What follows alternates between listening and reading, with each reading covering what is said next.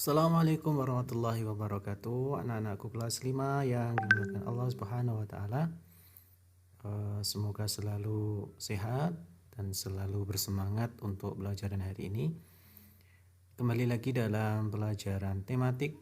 Masih tema 1 kita membahas tentang organ gerak hewan dan manusia. Pada kesempatan kali ini kita akan belajar bersama tentang gangguan pada tulang manusia.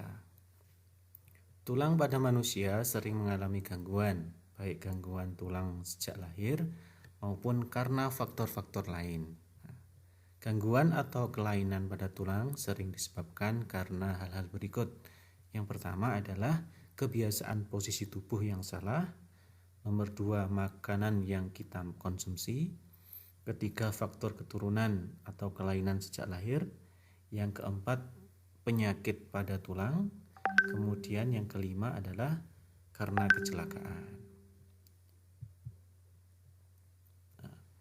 Yang pertama adalah faktor karena posisi tubuh yang salah.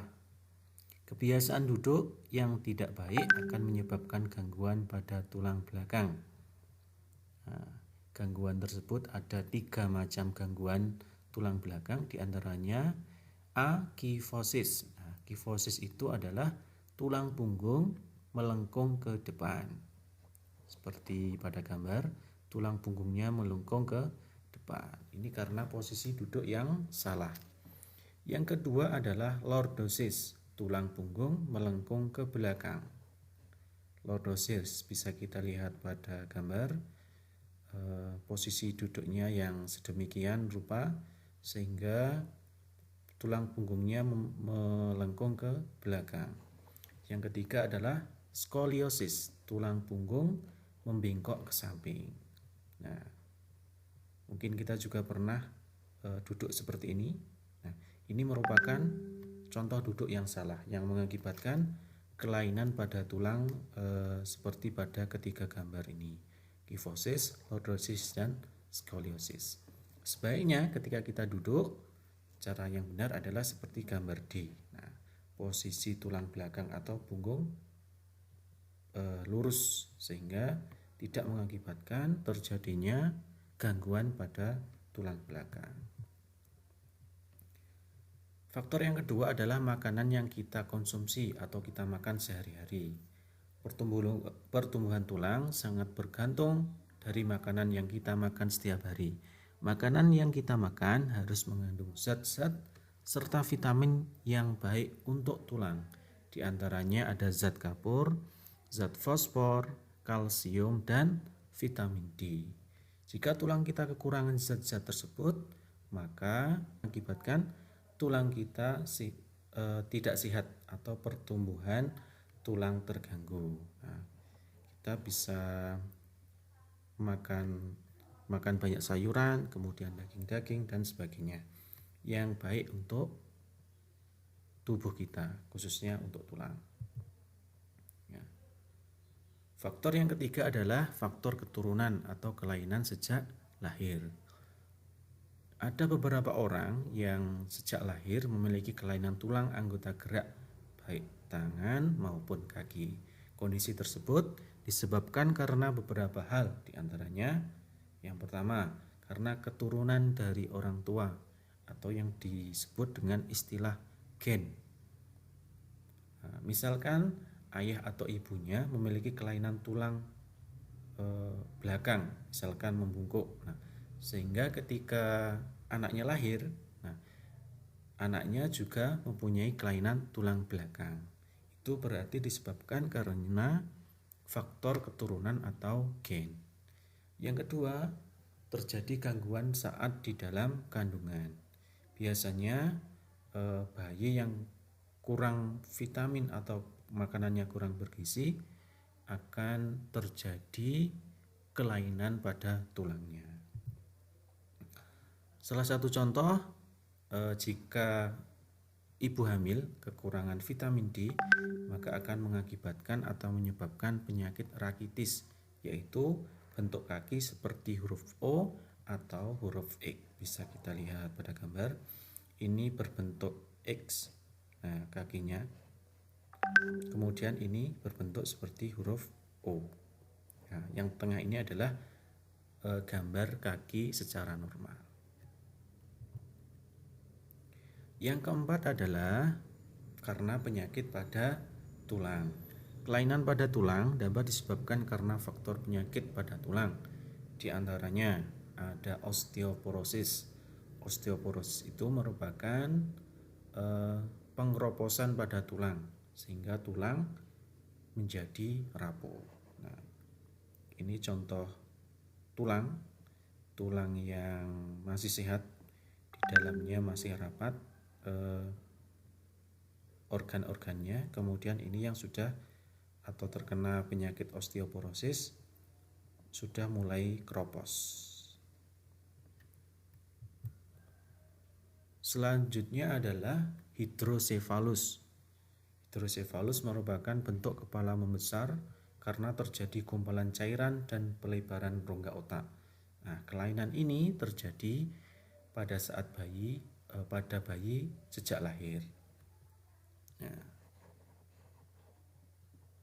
ini terjadi kelainan pada kepalanya membesar. Disebut dengan istilah hidrosefalus. Selanjutnya adalah mikrosefalus. Mikrosefalus itu kebalikan dari hidrosefalus. Kalau hidrosefalus itu kepalanya membesar, nah sedangkan mikrosefalus itu bentuk kepala kecil karena kelainan pada pertumbuhan tulang tengkorak atau tulang kepala. Sama, kelainan ini terjadi pada bayi sejak lahir atau sejak di dalam kandungan. Selanjutnya jenis kelainan tulang lainnya ada polio, ada layu semu, ada kaku sendi, ada kanker tulang, ada rickets, ada arthritis, kemudian ada osteomalacia, ada TBC tulang. Yang terakhir adalah faktor kecelakaan. Nah, kecelakaan dalam beraktivitas dapat mengakibatkan gangguan pada tulang kita. Berikut gangguan dan kelainan tulang akibat kecelakaan. Yang pertama ada fraktura, patah tulang. Nah, patah tulang ini dibedakan menjadi dua, ada patah tulang tertutup atau fraktura tertutup, di mana patah tulang ini tidak sampai merobek kulit. Kemudian patah tulang terbuka, fraktura terbuka, di mana patah tulangnya itu sampai merobek kulit sehingga tulangnya bisa kelihatan dari luar. Yang kedua adalah fisura, retak tulang, terjadi retakan pada tulang karena kecelakaan atau terjadi benturan. Kemudian ada urai sendi, di mana terjadi pergeseran sendi diakibatkan karena selaput sendi robek. Kemudian ada kalus.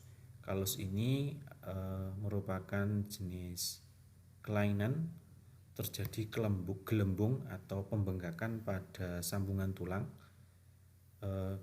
Misalkan ada orang yang patah tulang kemudian sudah disambung, nah itu terjadi penggembungan atau membesar pada bagian sambungan tulangnya setelah mulai sembuh. Nah, itu merupakan bentuk kelainan pada tulang juga.